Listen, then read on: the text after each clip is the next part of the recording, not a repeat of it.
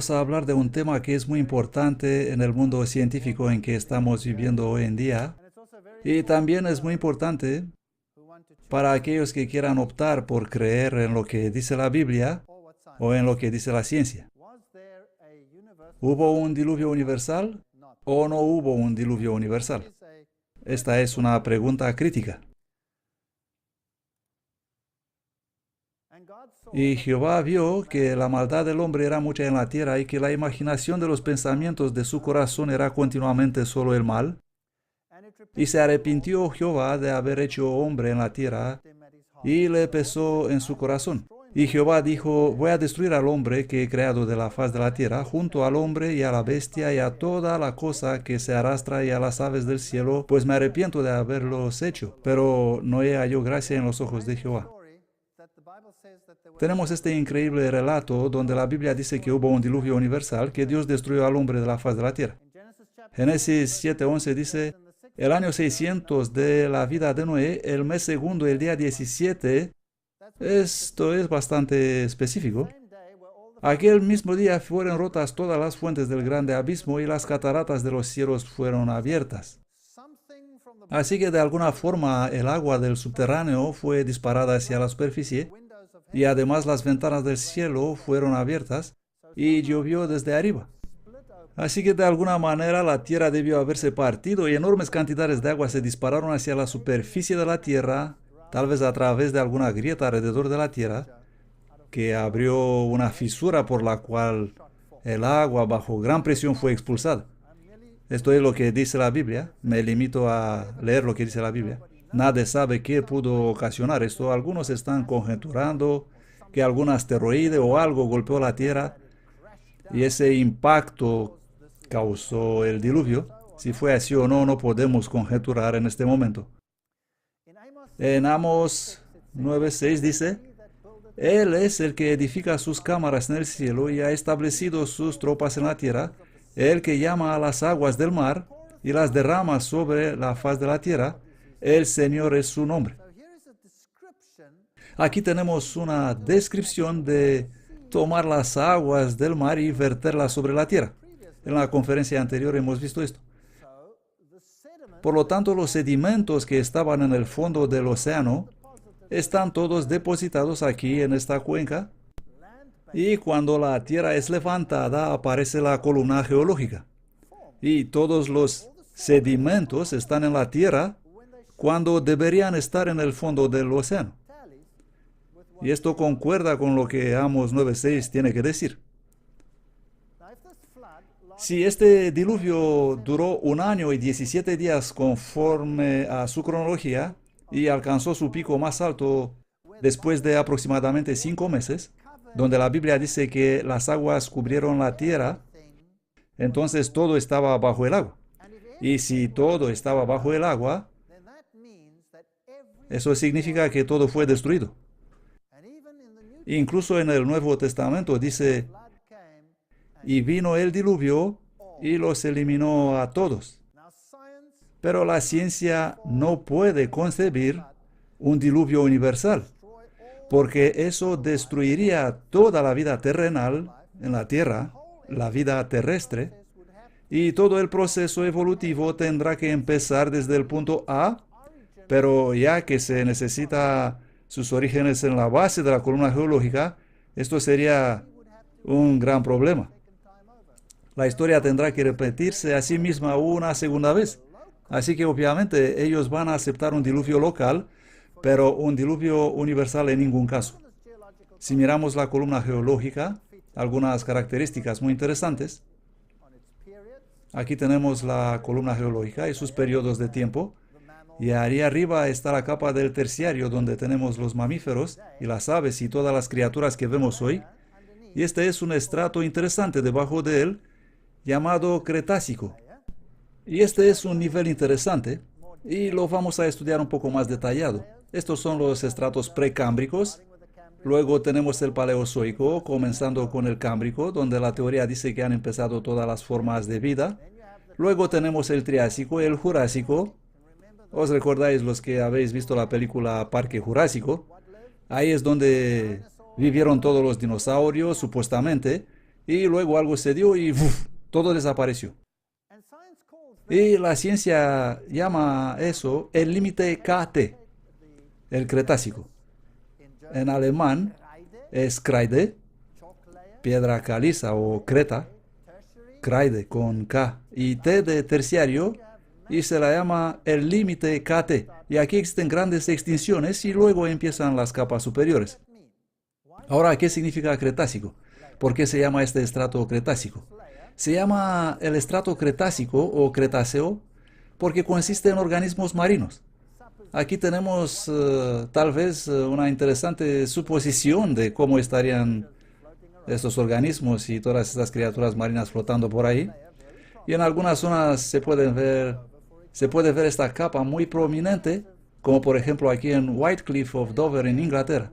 Vemos esta enorme capa de creta. Y en otras áreas del mundo encontramos áreas relativamente planas de piedra caliza. Esta es la capa de la cual hablamos en la columna geológica. Y esta es una vista microscópica de la piedra caliza. Y podemos ver todos estos cuerpos microscópicos de esqueletos de algas compuestos de carbonato de calcio. Y aquí algunos más organismos. Esas son conchas foraminíferas, unos pequeñitos organismos unicelulares del océano que también son formados de carbonato de calcio. Los foraminíferos son organismos muy pequeños y básicamente lo que vemos en el Cretáceo son esos pequeños organismos marinos, todas estas conchas y todas estas cosas viven ¿dónde? En el agua. Solo viven en el agua. Y también hay otra cosa interesante. Se trata de este estrato de aquí, del Bighorn Basin, donde tenemos las capas del Mesozoico y Paleozoico debajo del Cenozoico, que está en la parte superior como siendo el más reciente. Y el límite del cual hablamos está aquí, en esta línea de aquí. Aquí es donde encontramos creta, depósitos de creta. ¿Cómo ocurrió que se formó la creta allí? Cuando estos organismos marinos caen al fondo, cuando mueren y caen al fondo del océano, y el material orgánico desaparece, todo lo que queda es el carbonato de calcio de la concha. Y eso se asienta y forma un estrato blanco. ¿Pasa esto hoy? Sí. ¿Por qué el fondo del océano no está lleno con piedra caliza? Porque el océano es tan profundo que hasta llegar al fondo estos organismos se disuelven y por eso no hay nada allí abajo. ¿Comprenden? Pero si fueras a bucear en las cordilleras subacuáticas, debajo del océano, donde las cimas de las montañas oceánicas son muy altas, en la cima de todas estas montañas debajo del océano Atlántico, vas a encontrar un estrato de creta. Parecería como andar por los Alpes. Las cimas de las montañas blancas, una imagen bastante hermosa. ¿Cómo ocurrió eso? Para formarse el estrato de creta, el océano debe tener poca profundidad. Entonces el océano que existió en el pasado debe haber tenido muy poca profundidad. ¿Y cuál fue esta profundidad? Pues la capa del Cretáceo es la única capa que es universal. Presten atención.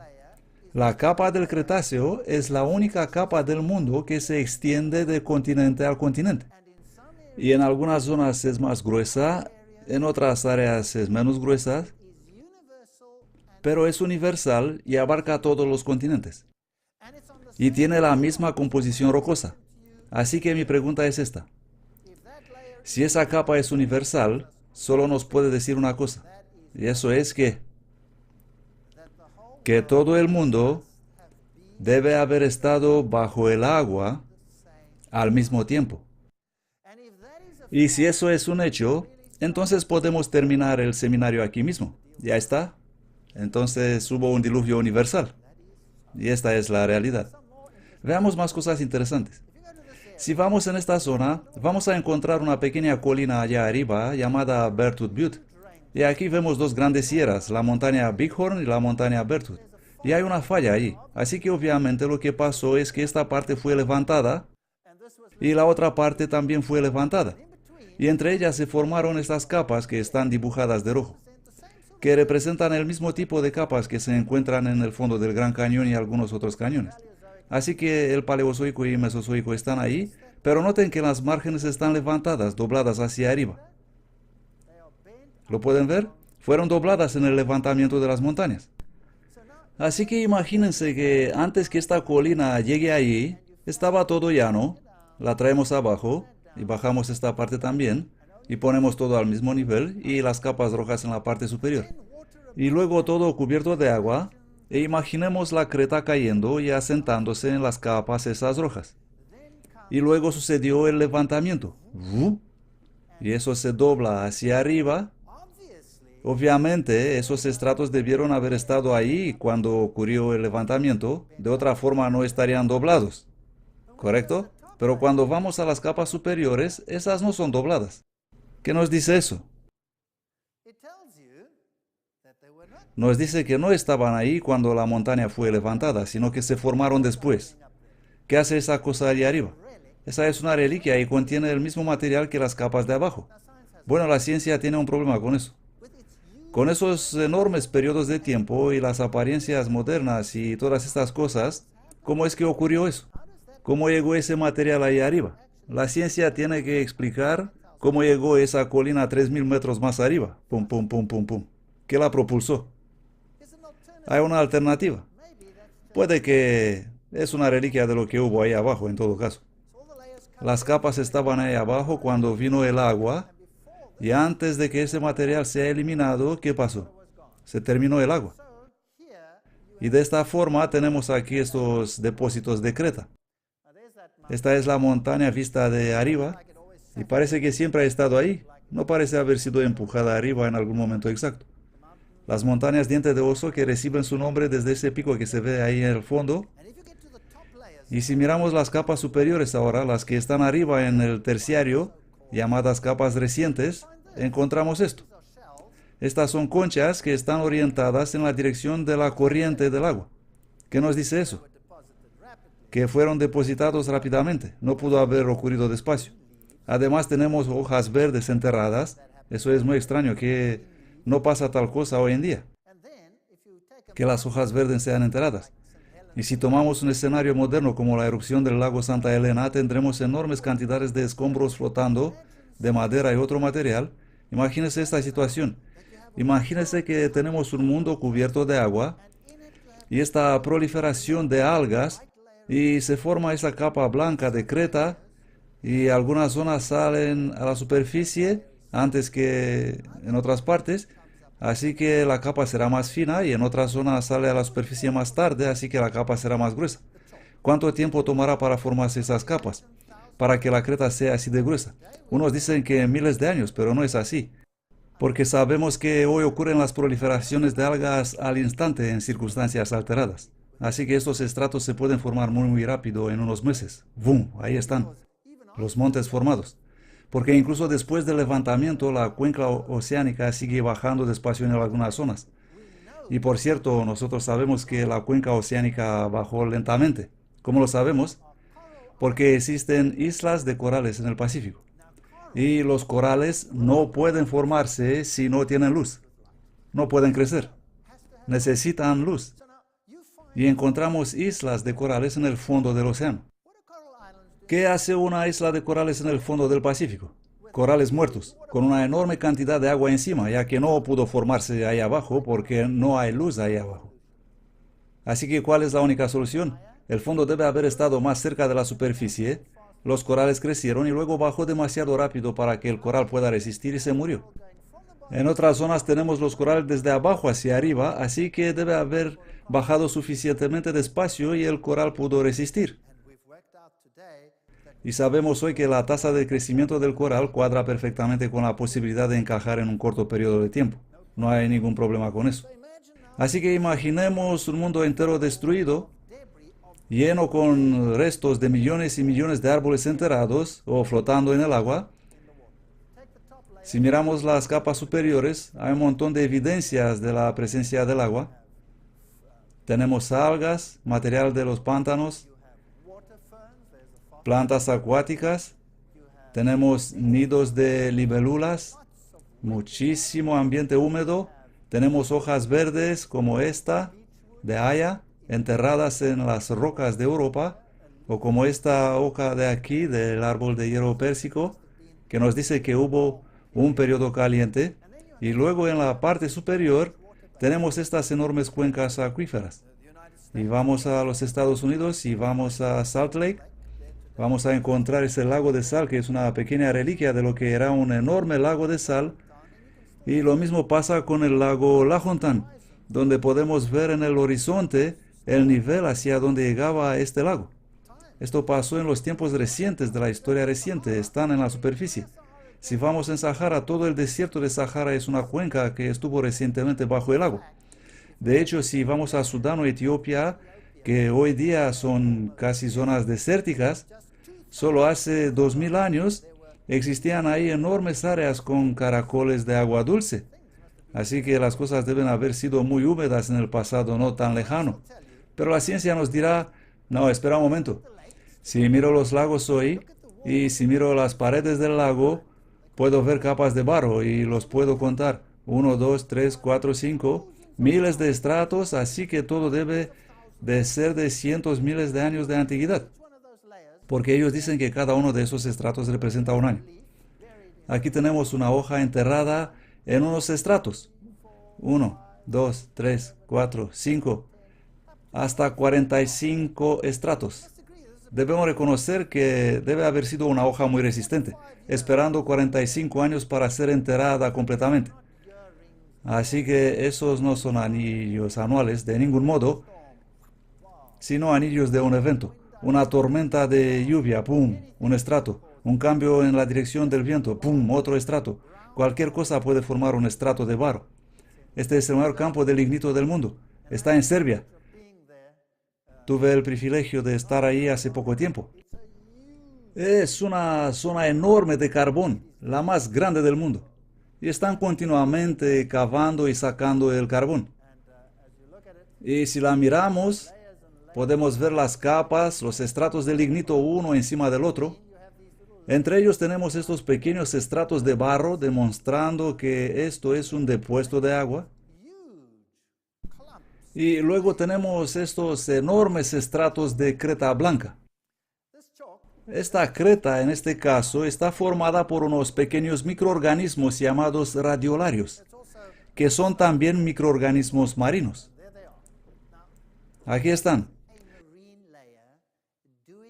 Ahora, ¿qué hace un estrato marino en la selva? Tuve la oportunidad de andar por ahí acompañado de los geólogos de la zona. Aquí tenemos dos conchas encontradas en este bosque, en esta capa de lignito. ¿Están de acuerdo conmigo que es muy extraño encontrar conchas en la selva? ¿Pueden encontrar conchas flotando en los bosques de su país, sí o no? Lo dudo. Este hombre es el científico que me acompañaba, un geólogo entrenado en la época del comunismo, formado en las teorías de la evolución, y él andaba conmigo y me dijo, ¿sabes? Estoy fumando mucho. Yo le dije, ¿por qué fumas tanto? Esto no es muy sano. Y él me dijo, estoy fumando mucho porque tengo que mentir mucho. Aquí está levantando este trozo de creta, este conglomerado de microorganismos marinos, y dijo, yo sé que esto pasó debajo del agua, pero estoy obligado a decir a la gente que viene aquí que esto ocurrió en una situación de selva, que nunca ocurrió debajo del agua. Lo que ocurrió aquí es una enorme catástrofe del diluvio. Yo creo también que esta es la única explicación. Si miramos el carbón, lo puedes tocar, ahí está mezclado con la creta, y algunos trozos todavía están como madera. Aquí tenemos un trozo que en la base es carbón y la otra mitad es madera todavía. Por lo tanto, ¿qué edad tendrá? ¿Cuántos millones de años piensan ustedes que tendrá eso? Y como en los días de Noé, así también será la venida del Hijo del Hombre. Porque como en los días de antes del diluvio estaban comiendo y bebiendo, casándose y dándose en casamiento hasta el día que Noé entró en el arca, y no entendieron hasta que vino el diluvio y se llevó ¿a cuántos? A todos. Eliminó a todos. Así será también la venida del Hijo del Hombre. Todo fue destruido. Así que la Biblia dice que hubo un diluvio.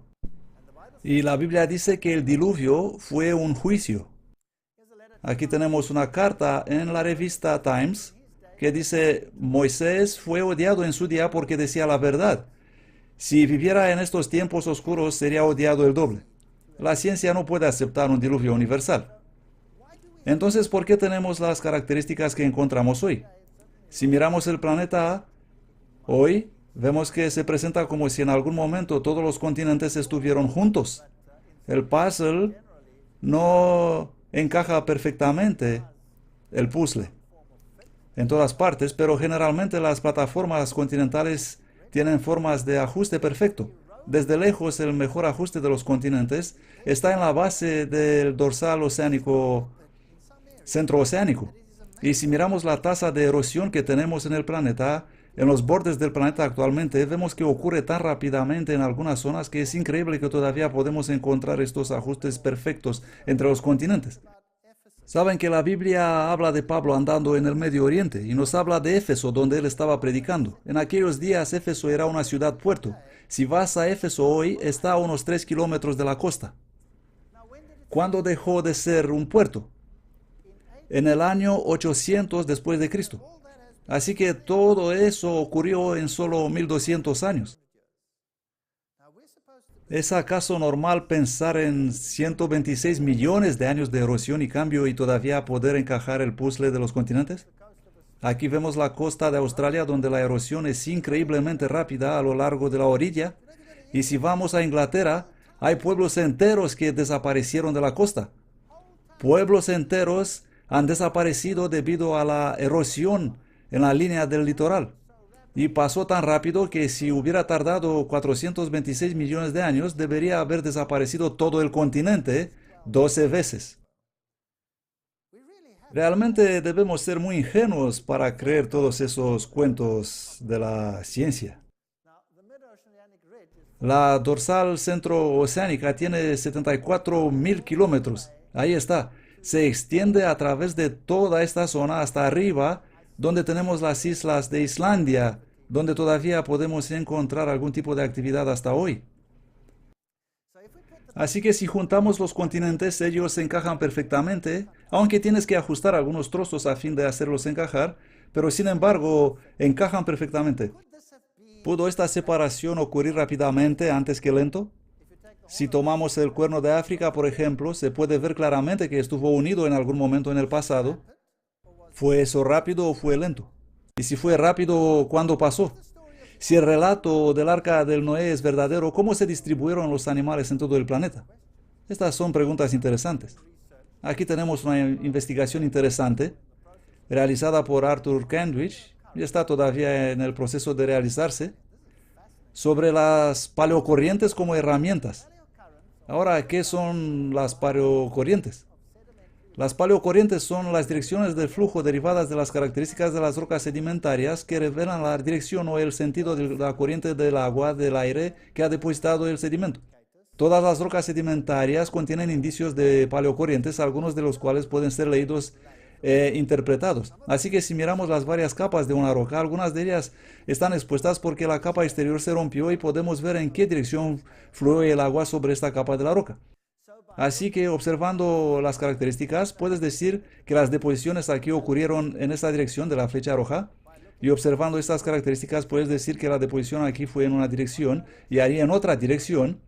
Y si miras aquí, puedes ver que la deposición ocurrió en esa dirección.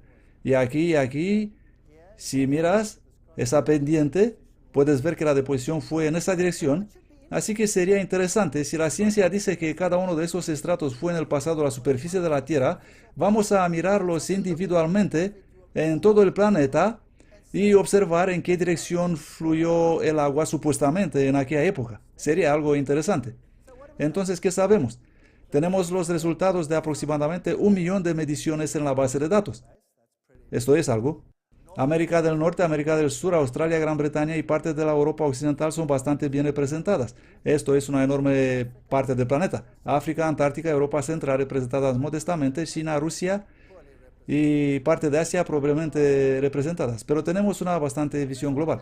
Ahora, os quiero decir algo sobre una cuenca. Una cuenca es algo así como un hueco que puede retener agua. Esa es una cuenca. Así que aquí tenemos un niño sentado en una cuenca. Ahora, si tienes un continente tiene cuencas. y un continente tiene áreas donde el agua fluye en una dirección particular hacia el océano. En los Estados Unidos de América, por ejemplo, existen estas cuencas y el agua fluye desde todas las direcciones hacia la cuenca. Además, existe el flujo hacia el océano. Y este es un escenario típico moderno. Si observamos generalmente cómo se presenta hoy aquí en este lado, el agua está fluyendo, hablando generalmente hacia la costa.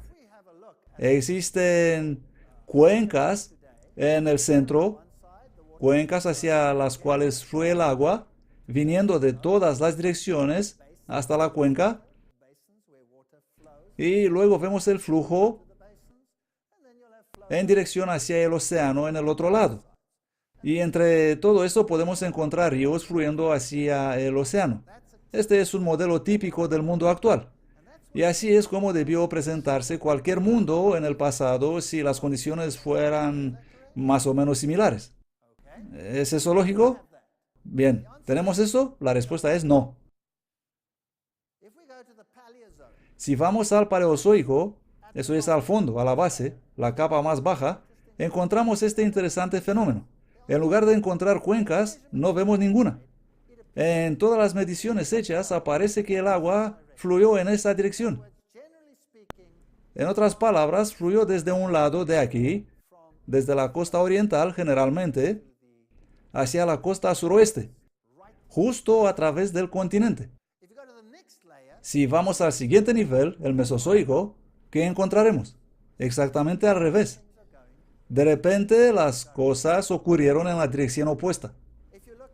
Si observamos algunos de los niveles superiores, en el terciario, encontramos algunos modelos distintos. Algunos siendo en esta dirección, algunos en esa dirección, algunos por ahí, pareciendo haber existido alguna forma de restauración, y poco más arriba parece haber ocurrido en esa dirección y en esa dirección. Y más arriba todavía encontramos las capas al reverso. Así que tengamos un resumen. Precámbrico. Las paleocorrientes en Norteamérica son variables a través del cratón y no muestran patrones distintivos en lo ancho de los continentes. Así que justo en la base es parecido con lo que esperarías encontrar hoy. Así que es posible que el precámbrico fue una vez la superficie de la Tierra. Eso está en concordancia. El Paleozoico de repente se muestra que las paleocorrientes son de amplitud continental y generalmente fluyen hacia el oeste y suroeste a través del continente. Eso es imposible. No puedes tener agua fluyendo desde un lado de los Estados Unidos a través de todo el continente hasta el otro lado, y hasta Canadá y donde sea. Y luego en el periodo siguiente absolutamente todo esto en sentido contrario. En el Mesozoico tenemos exactamente lo contrario, va del este hacia el oeste. Y en Cenozoico parece haber algunos modelos continuos con el Cretáceo deteniendo variables, así que empiezan a ser otra vez normales. Por lo tanto, lo que pasó aquí en Paleozoico y Mesozoico es inexplicable. Estas tendencias no se esperan en los modelos estándar de las cuencas geológicas. Estas tendencias revelan procesos que han sido mucho más largos que todo lo que vemos hoy y están en concordancia con un diluvio universal. Ahora vamos a América del Sur. ¿Y qué esperarías en Precámbrico y Paleozoico? El Precámbrico tenemos cuencas y todas estas cosas extrañas. No hay muchas mediciones. Y si subimos un poco en la columna geológica, de repente, ¡boom! El agua fluyó a través del continente. ¿Puede pasar eso hoy? No. ¿Qué pasó aquí? ¿Qué es eso? Una enorme cordillera de montañas. No hay manera de que el agua pueda fluir de un lado hacia el otro lado. Exactamente como en Norteamérica. El agua fluyó a través del continente norteamericano y suramericano en una sola dirección en Paleozoico. Y en el Mesozoico, exactamente en la dirección opuesta. ¿Es eso posible? No. Únicamente con un diluvio universal puede pasar eso. Y si subimos la capa superior, empezamos a ver las variabilidades, otra vez así como se esperaría. Así que en resumen, conforme a las pruebas, es el mismo modelo que tenemos en Norteamérica y eso es increíble. Y como conclusión, las tendencias supercontinentales no se esperan en el modelo estándar del convencionalismo de las cuencas geológicas. No pueden estar ahí. No hay ninguna explicación por lo que vemos en estas capas. Por lo tanto, estas tendencias están en concordancia con y predichas por el modelo global catastrófico. Es la única cosa que puede explicar eso. Si juntamos todos los continentes, entonces tenemos un modelo universal. Los sedimentos parecen haber venido aquí desde el centro y la dirección del flujo fue universal, siendo una increíble historia que parece decirnos que a fin de cuentas existió un diluvio universal. Fin de la primera parte.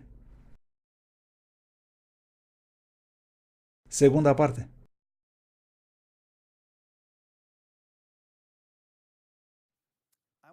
Me gustaría llevarles a un lugar muy especial. En muchas áreas del mundo encontramos bosques petrificados. Así es como se ve un árbol petrificado, un árbol que se transformó en piedra. En algunas áreas del mundo tenemos algunas asombrosas características. Si vas al Parque Nacional de Yellowstone, por ejemplo, si vas al monte Hornaday, ahí encontrarás estratos de bosque petrificado uno encima del otro. Y esos árboles están ahí en posición recta. La ciencia ha explicado siempre que estos árboles están así porque ellos crecieron así en el pasado. Así que eso nos cuenta que hubo largos periodos de estabilidad y por lo tanto no hubo un diluvio universal. De hecho, esos árboles petrificados fueron utilizados para ridiculizar el modelo de un diluvio universal. Así que ellos están literalmente ahí, son muy grandes, parecen haber crecido ahí desde siempre, pero no es así. La única diferencia entre ellos y los árboles modernos es que son de piedra, roca sólida. Y tenemos estas capas. Curiosamente, las capas son planas, una encima de la otra. Y aquí tenemos algunas características interesantes. Tenemos un árbol que pasa a través de toda esa capa, pero si lo observamos aquí hay un fenómeno interesante. Primero, no tiene raíces. Las raíces han desaparecido. Número 2, no tiene corteza. Y luego, si miras atento, no tiene ninguna rama. Ahora, la ciencia dice que estos bosques crecieron ahí. Luego hubo una erupción volcánica, cayó la ceniza y enterró el bosque. Y luego creció un nuevo bosque y hubo una erupción y enterró el bosque. Y luego un nuevo bosque creció y hubo una erupción y enterró el bosque. 40, 45 veces, una tras otra, hasta que se formaron todos esos estratos, más de 40 capas. Pero todas están planas, cosa muy extraña. Y algunas de ellas contienen árboles rectos y contienen árboles horizontales. Y miramos estos árboles, cavamos para sacarlos, ahí hay uno tumbado y aquí hay un montón de ellos en horizontal. Ahí hay uno, ahí hay otro y otro y uno allá afuera tumbado. Y lo interesante es que todos están tumbados en la misma dirección. ¡Qué cosa más rara! Así que empiezas a pensar que en el pasado los árboles todos caían en la misma dirección. Y empiezas a hacer mediciones y vas a las distintas capas y ves que este, por ejemplo, está en esta dirección y el siguiente árbol en esta dirección y el siguiente en esta dirección. Así que las capas de estos bosques están orientadas en la dirección de la corriente. Y si miras un bosque moderno, no puedes encontrar esas pautas de ninguna forma. Entonces, ¿qué pasó? Algo debe haber cambiado. Bueno, así es como se ve actualmente. Aquí hay dos capas que serían explicadas por la ciencia como siendo el suelo del bosque. Así que cuando todo fue cubierto, en la base tenemos el suelo del bosque. Pero esto es muy interesante porque aquí hay dos suelos del bosque a un solo palmo de distancia. ¿Crecieron estos bosques solo a un palmo de distancia? Eso no tiene mucho sentido. En segundo lugar, cuando llevas todo eso al laboratorio y lo trituras y le eches un vistazo, vas a ver que el material que contiene está sorteado por el agua. ¡Ja! Entonces, ¿estos bosques se formaron debajo del agua? Porque si tomas el suelo de un bosque actual, todo está mezclado ahí, hojas, ramas, agujas de pino, etc. Todo está mezclado, pero aquí no. Aquí todo está depositado en orden, como en el agua. Aquí hay otro escenario interesante, un árbol salido, y noten que las raíces no existen en absoluto. Ahora, si un bosque creció y fue cubierto y los árboles fueron enterrados así rectos como estaban, ¿desaparecerían las raíces, sí o no? No, no tendrá ningún sentido. Observen la estratificación que tenemos aquí, y esta es una cosa interesante llamada llama de turbidez, una llama de lodo. Esto debe haber ocurrido debajo del agua. La solución a este problema vino cuando ocurrió la erupción del monte Santa Elena en 1980. Aquí todavía existe un montón de material volcánico y géiseres.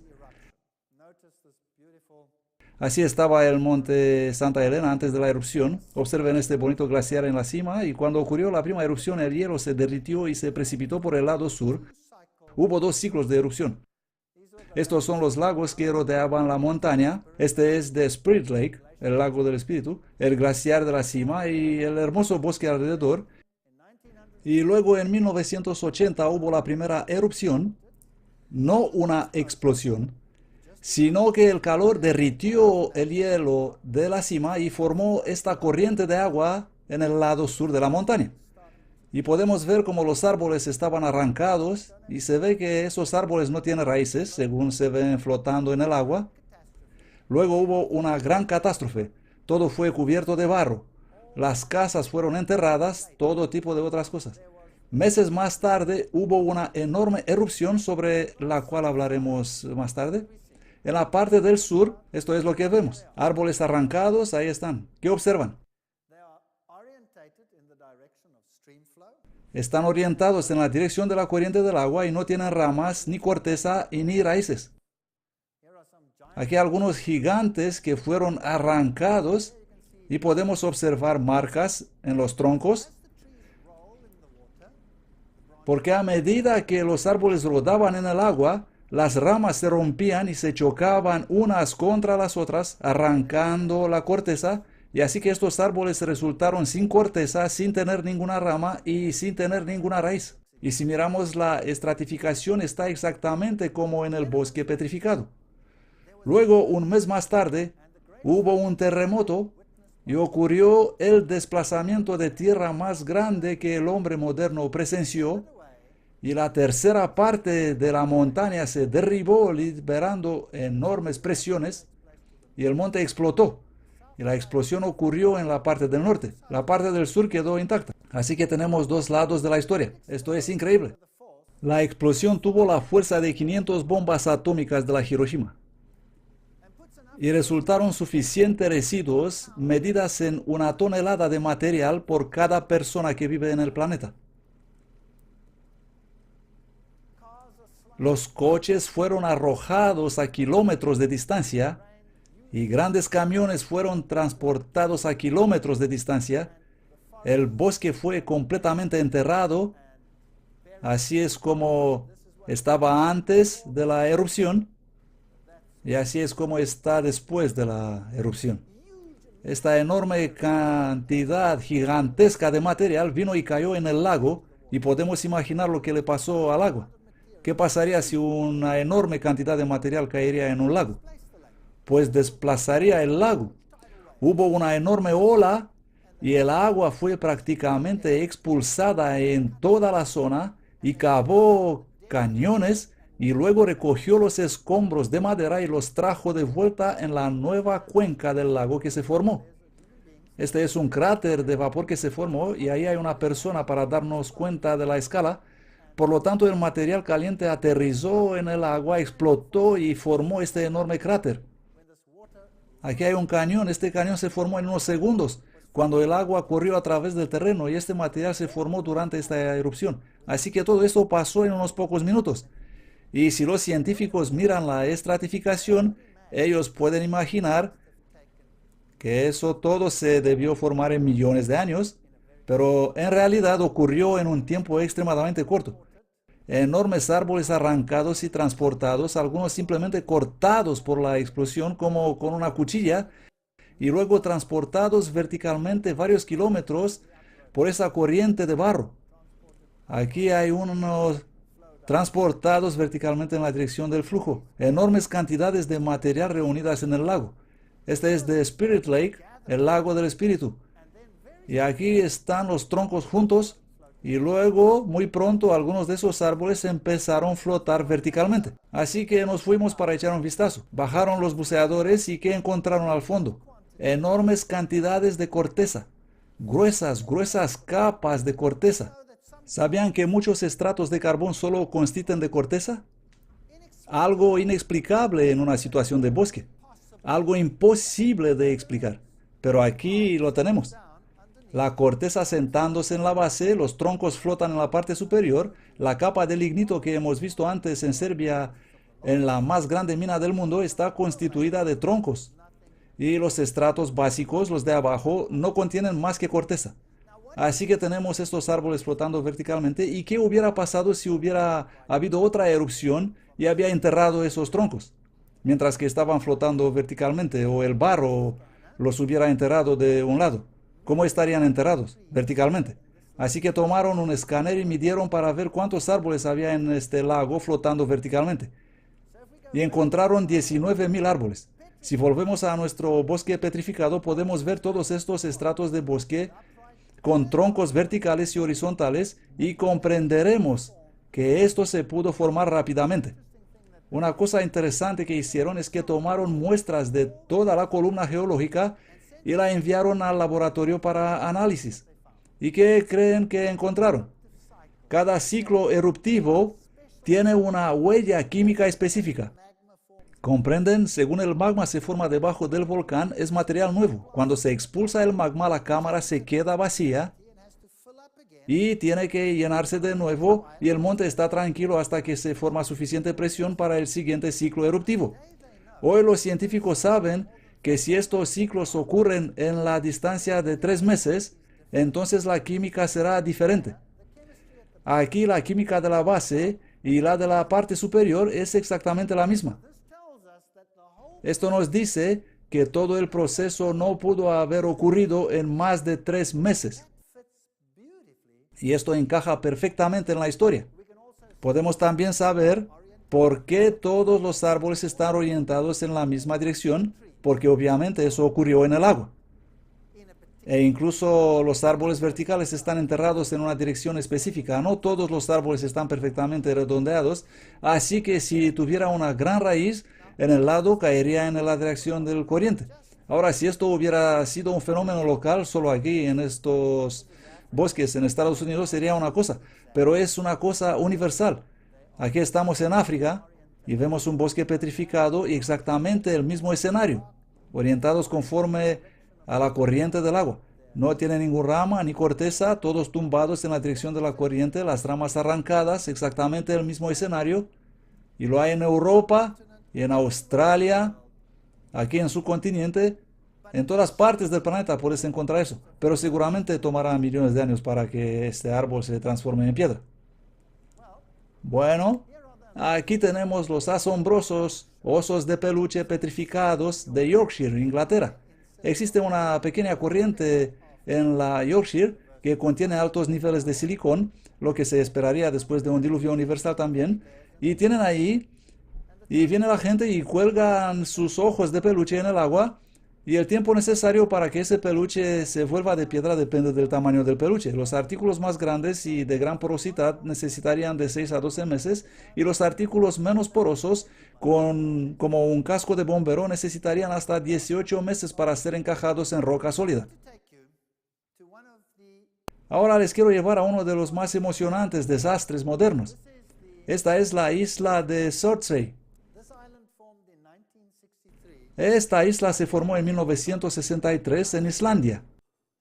Es una isla nuevecita. Y en la formación de esta isla, los geólogos tuvieron la perfecta oportunidad para estudiar cómo cambia el terreno en el tiempo. ¿Y qué encontraron? Pues están reescribiendo los libros de geología, porque procesos que ellos consideraban que toman millones de años fueron realizados aquí en el presente. Y de este modo tenemos nuevas evidencias que demuestran que todas las características geológicas que supuestamente tardan tanto tiempo en desarrollarse ocurren rápidamente. Por ejemplo, aquí la formación de esta playa, donde todo este material tuvo que ser erosionado para formar la fina arena de la playa, se realizó solo en 8 meses. Solamente 8 meses. Este es un hecho real. Y es un lugar hermoso. Y si nunca han estado en una isla, tiene que ponerse una chaqueta calurosa porque hace bastante frío, por eso se llama Islandia, en inglés Isla de Hielo. Hermosas cascadas glaciares, hermosas playas con arena negra de lava, muy, muy bonito. Mucha actividad en la actualidad. No existe contaminación en esta zona porque se utiliza únicamente energía termal. Aquí hay una bonita piscina de agua caliente y una estación de energía que utiliza únicamente el calor de la tierra. Así que lo que ven ahí no es humo, sino vapor de las turbinas de vapor. La ventaja es que puedes bañarte en agua caliente, como se ve en esta imagen. Estuve en este lugar porque en la historia reciente ocurrió un enorme desastre aquí. Un grupo de personas que me ayudaron a tomar unas cuantas fotos. Hubo una inundación catastrófica aquí en 1996 que pudo ser estudiada en detalle con la tecnología moderna. Aquí vemos unas imágenes tomadas después de la catástrofe. El gran puente fue arrasado efectivamente. Fue un enorme desastre. Y esos son puentes de inundaciones construidos especialmente para resistir a estas cosas. Enormes glaciares corriendo cuesta abajo.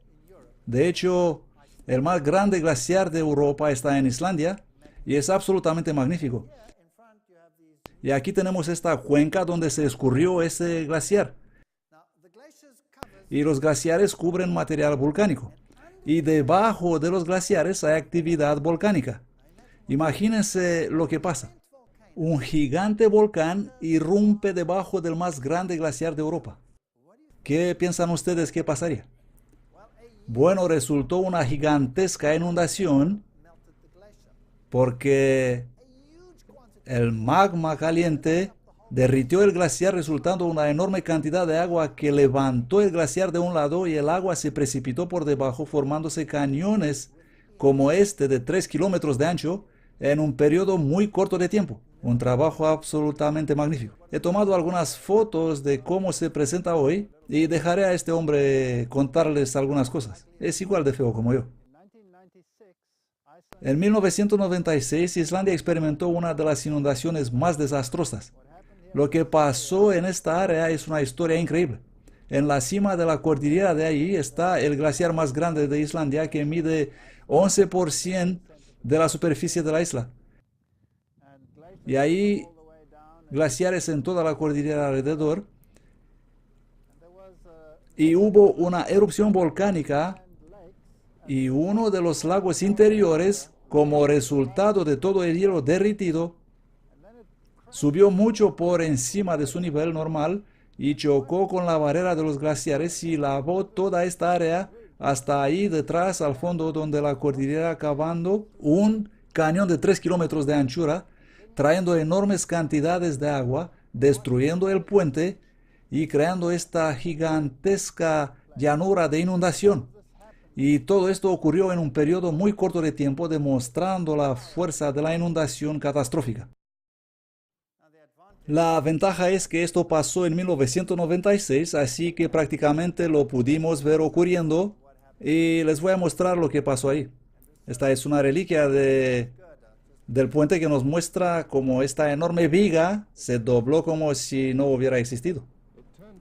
Resultó que la nueva caldera estaba justo encima de una grieta subglacial que probablemente se formó en la erupción de 1938, que dio lugar a una masiva inundación explosiva en el río Sequioara.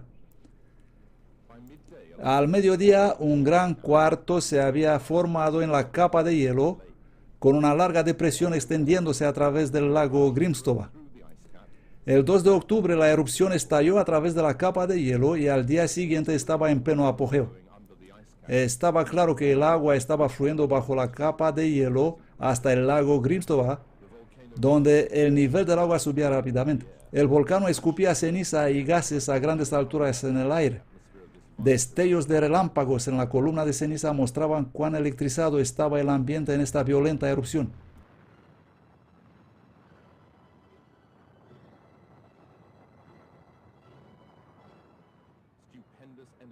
Una formidable energía derritió miles de metros cúbicos de hielo glacial en tan poco tiempo, formando este colosal cañón. Además de la propia erupción, Fue de gran valor para los geólogos poder observar la fusión del hielo y la enorme descarga del agua que resultó de ella.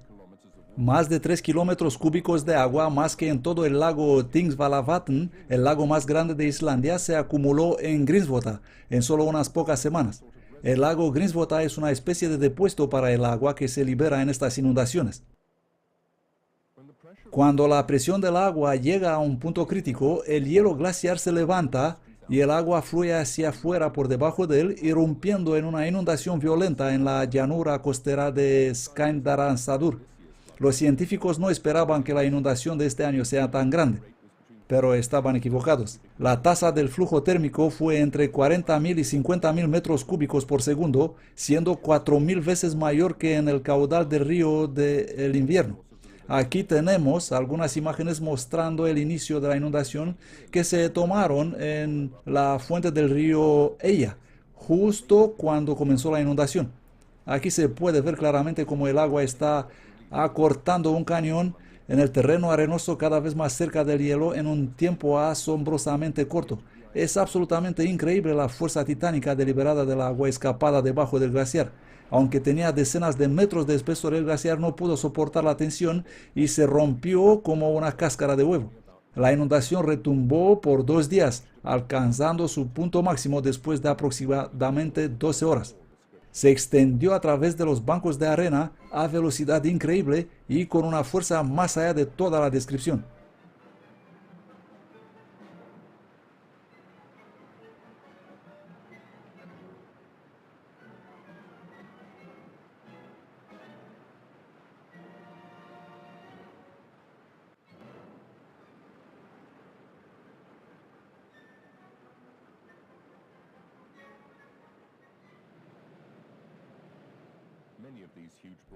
Muchos de estos masivos bloques de hielo pesan no menos de 100 toneladas cada uno.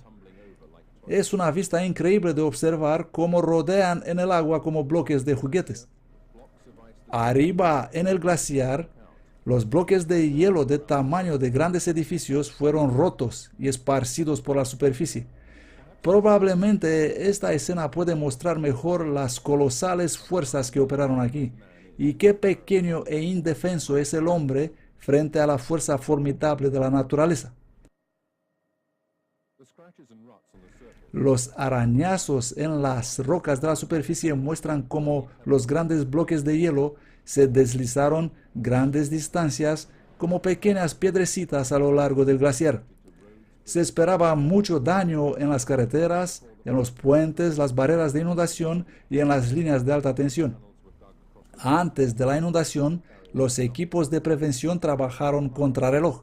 Se cavaron canales de inundación a lo largo de la carretera y las barreras de inundación fueron colocadas para dirigir el agua de manera que cause el menor daño posible.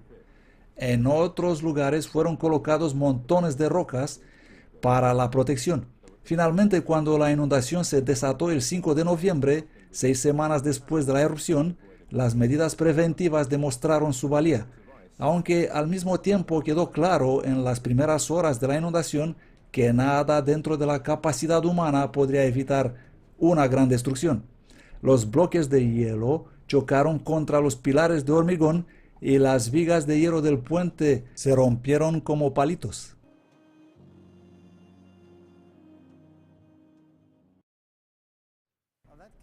Eso nos da una pequeña idea, a una pequeña escala de lo que había sucedido. Y si eso sucedió en una pequeña inundación como esta, ¿qué pudo haber ocurrido en una enorme inundación universal? Así como hemos visto en los escenarios anteriores.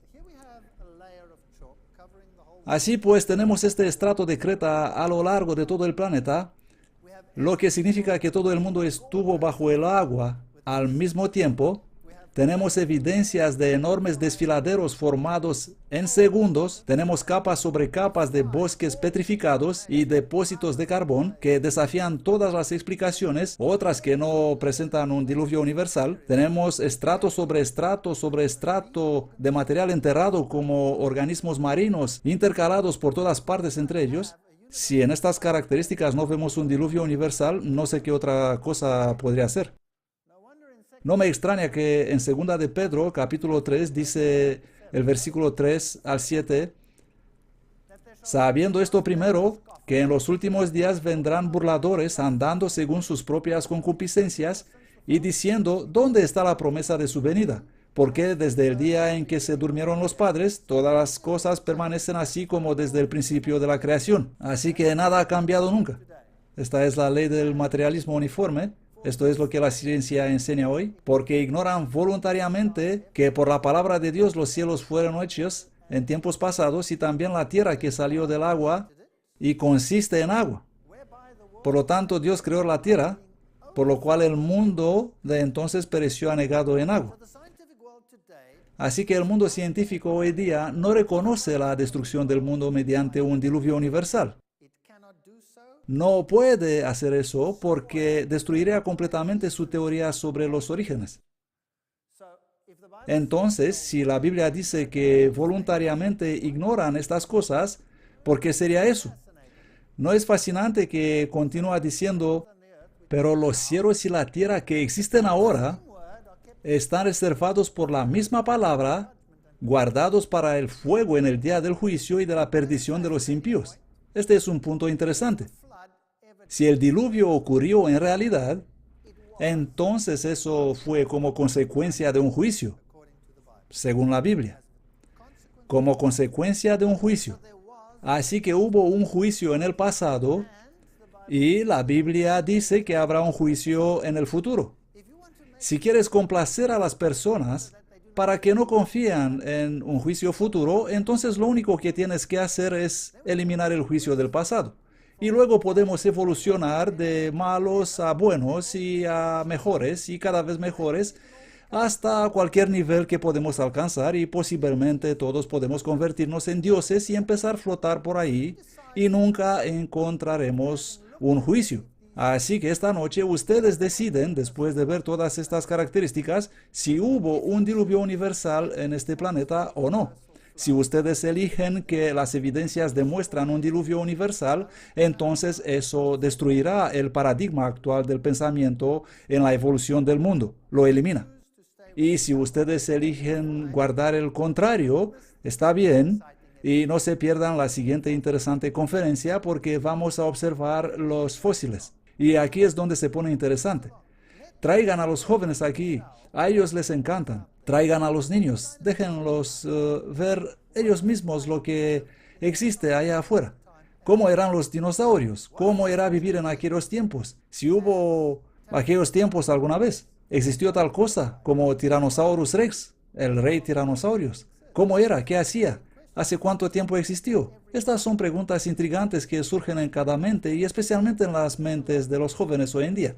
Vengan y echan un vistazo a las evidencias que voy a presentar mañana y decidan para ustedes mismos si es correcto lo que dice la Biblia o lo que dice la ciencia. La elección es suya. Gracias por venir esta noche. Nos vemos mañana. Gracias.